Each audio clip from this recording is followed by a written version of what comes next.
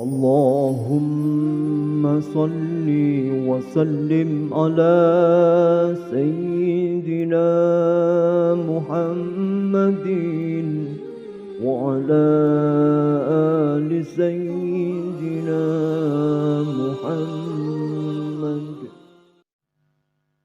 Bismillahirrahmanirrahim. Assalamualaikum warahmatullahi wabarakatuh. Alhamdulillah wa syukurillah wa ni'matillah. Asyhadu an la ilaha illallah wahdahu la syarikalah wa asyhadu anna Muhammadan abduhu wa rasuluh, amma ba'du. Sahabat yang beriman yang dirahmati Allah Subhanahu wa taala, syukur alhamdulillah kita bisa berjumpa lagi di channel ini. Semoga kita selalu dalam keberkahan dan lindungan Allah Subhanahu wa taala. Amin ya rabbal alamin. Sebagai seorang muslim, kita tentu saja tahu bahwa sholat adalah kewajiban bagi seorang mukmin. Rasulullah bahkan pernah bersabda bahwa sholat adalah tiang agama. Tiang agama ini diibaratkan seperti sebuah rumah atau bangunan. Apabila sebuah rumah atau bangunan memiliki tiang atau pondasi yang kokoh, tentu saja rumah atau bangunan tersebut akan kokoh berdiri dan tidak akan mudah roboh. Begitu pula sebaliknya, jika rumah atau bangunan dibangun tanpa tiang-tiang yang kokoh, maka rumah tersebut akan mudah roboh dan jatuh. Karena hal inilah, sebagai seorang muslim yang baik, kita harus tahu bahwa sholat bukan sekedar kewajiban dalam beribadah saja, tetapi juga untuk meningkatkan keimanan kita sebagai muslim agar semakin dekat dengan Allah Subhanahu wa taala, sehingga tidak mudah tergoda untuk melakukan segala bentuk kemaksiatan yang dibenci oleh Allah Subhanahu wa taala. Sebagai kewajiban, Allah juga memberikan keringanan dan kemudahan pada hambanya untuk menunaikan sholat 5 kali dalam sehari. Jika seorang hamba dalam keadaan sakit tidak mampu berdiri, maka diperbolehkan untuk melaksanakan sholat dalam keadaan duduk atau bahkan tidur, sesuai dengan ketentuan yang telah diatur dalam ilmu fikih.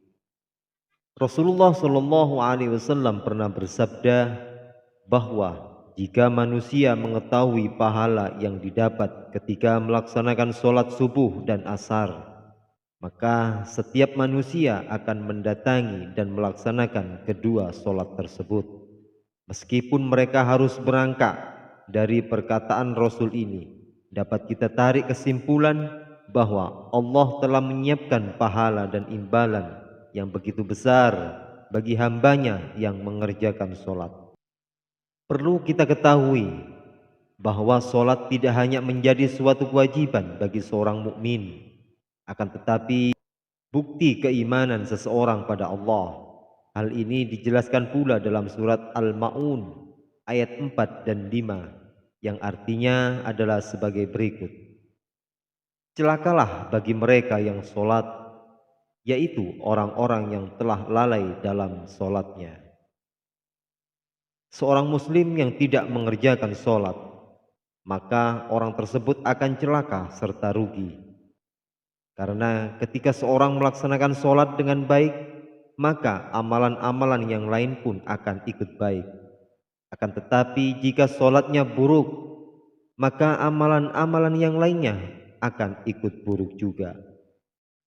Sholat sebaiknya dilaksanakan tepat waktu dan tidak ditunda-tunda, serta dilakukan dengan khusyuk dan hikmat.